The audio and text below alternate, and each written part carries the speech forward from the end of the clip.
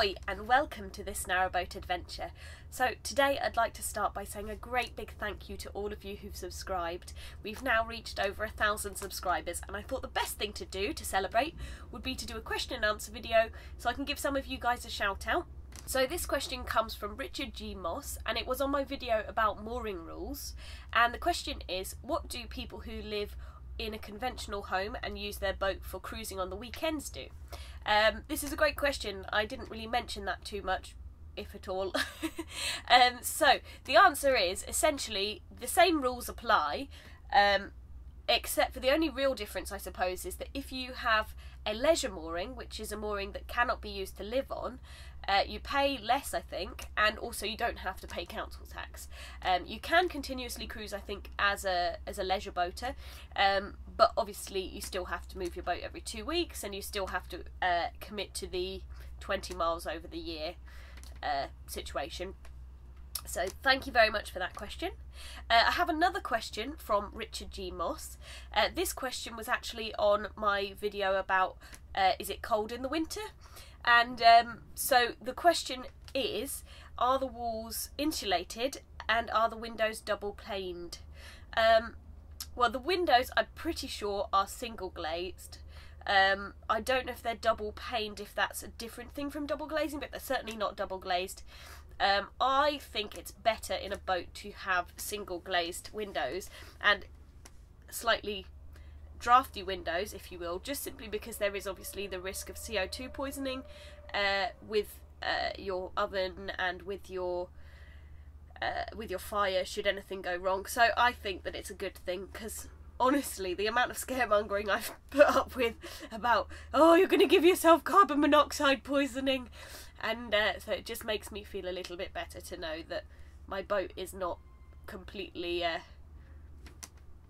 closed in. But saying that, I haven't had any problems with the windows being drafty, particularly in the winter, because our fire is so bloody hot. The other question, of course, being about insulation. I didn't mention insulation, but of course boats do have insulation. So most of the older boats have polystyrene insulation. I think that changed about 20 or 30 years ago, when most boat builders started using spray foam insulation instead. I think those two are the main kinds of insulation that people use, just simply because obviously they don't have any issues with condensation particularly. They're both sort of water resistant, if you will, although I definitely have seen people using things like rock wool and things like that, and I don't know if that's as well or instead, but yes, we use insulation. And thanks for that question. Pokie Baron asks if there is shelf life on a water tank. So if for some reason in a month you don't use your full tank, do you have to flush it through or treat it with some kind of chemicals? We don't. I know most boaters every couple of years will do a water treatment. We haven't gotten to that point of doing that yet. It depends on the kind of boat that you have. Certainly if you are using the boat for holidays and you were going to put it away for a few months, then yeah, I would definitely drain the water tank, not only because obviously the water may go bad, but also things like if there was a leak, it could end up sinking your boat or draining your batteries, and equally if you're leaving it over the winter, having water in your boat is likely to sort of break pipes and things like that. So there's lots of reasons why I would, so yeah, certainly that's a fantastic plan. And yeah, actually on the water video I had loads of comments from people saying that even having a stainless steel tank, they don't drink the water directly from it, they boil it first and things like that. I think we might be somewhat of an anomaly.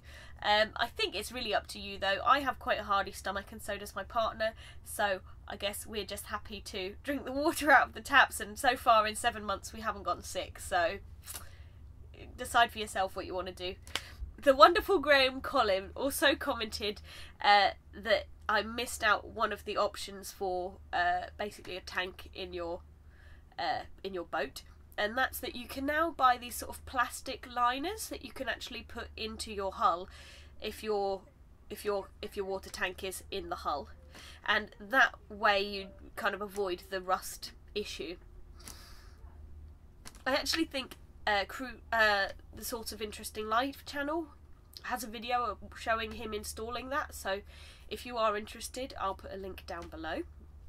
So thank you very much for the added information there, Graeme, and thank you very much for all of your added information, because you do comment a lot and I really love to read all your added information, and I'm glad to have someone who knows what they're talking about adding things in the comments. That's one of the best things I find about looking at the comments of the channel, is that there's always some extra information to kind of be discussed between different people who subscribe. Carper1325 has asked, can you get different sizes of tanks for your cassette? You certainly can.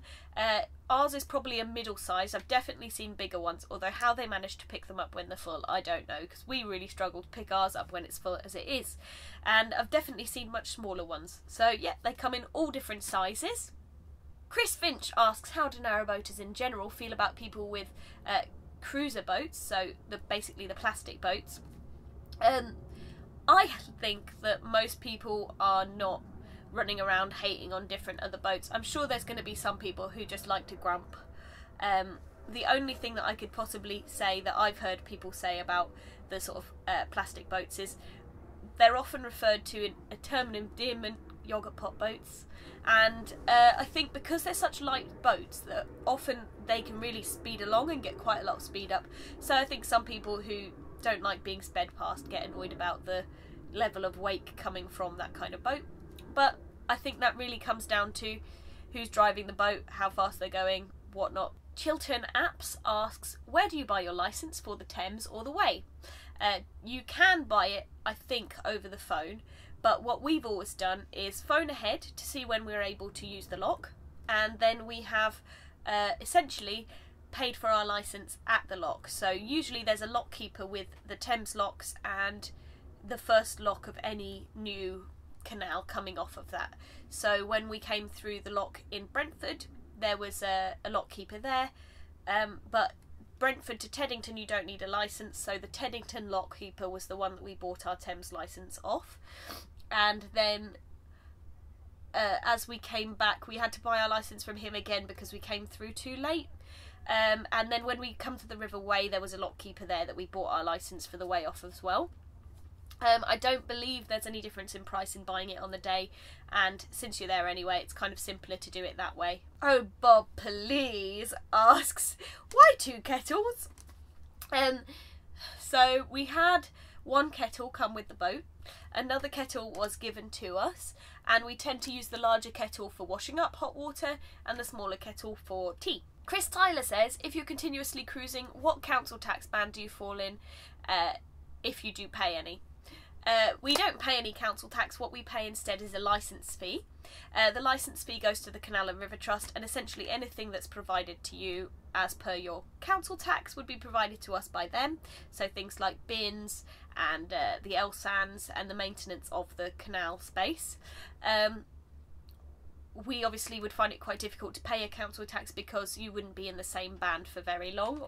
So for instance, you might one day be in Cambridge, the next day you might be in a different council tax area just outside, the next day you might, well, next week you might be in Birmingham.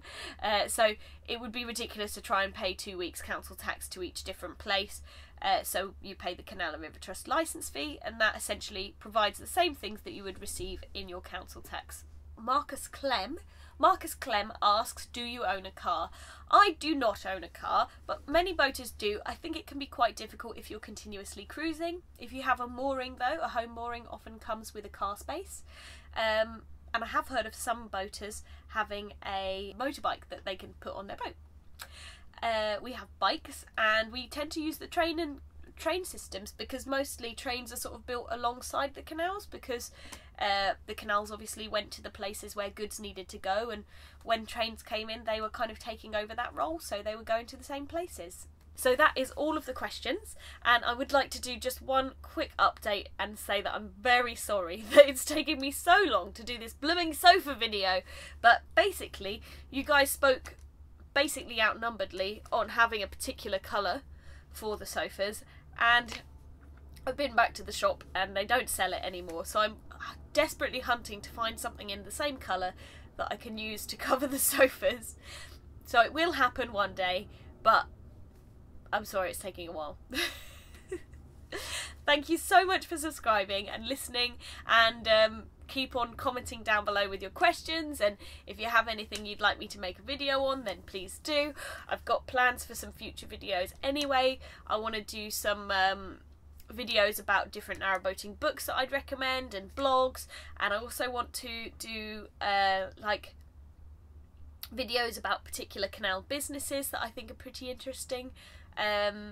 So yes, lots of exciting things planned.